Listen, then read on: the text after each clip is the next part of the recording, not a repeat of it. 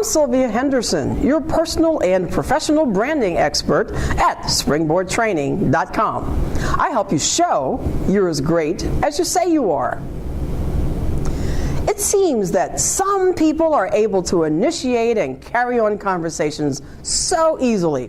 You see them at networking events and in public places, at industry functions and private dinners. They're the people who just walk up and sit down among a group of people, and within seconds, they've engaged the group in a lively discussion. How do they do it? If you aren't that person and you shudder at the thought of making conversation, then how can you get comfortable with engaging people in conversation? And why bother? I used to consider such interaction idle conversation and small talk until I learned and understood just how much we communicate about ourselves in these brief encounters. In fact, the subtle messages that we convey when we engage in conversation are often more pronounced than when we make formal presentations, because we're not in a rehearsed situation. Deborah Tannen, author of the book, You Just Don't Understand Women and Men in Conversation, and a professor of linguistics at Georgetown University in Washington, D.C., writes that the language of conversation is primarily a language of rapport, a way of establishing connections and negotiating relationships. Building rapport, establishing connections, negotiating relationships.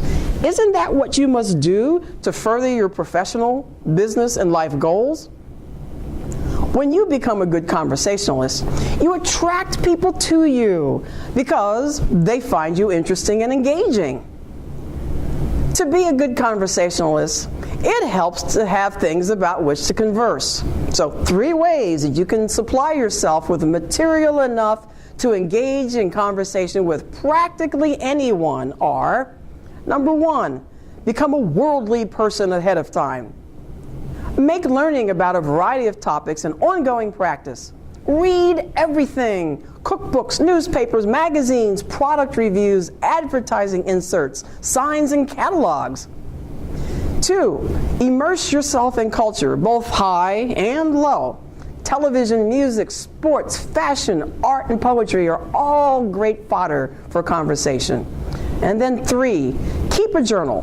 Write down your funny stories, the beautiful things you hear, quotations you find, and the observations that you make. That story about your encounter at the dog park, a missed connection, or the automobile technician's diagnosis can keep a conversation going and generate additional stories from others.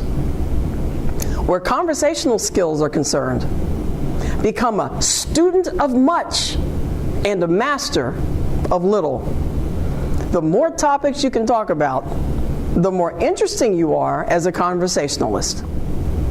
Watch your relationship building results soar as you master the art of small talk.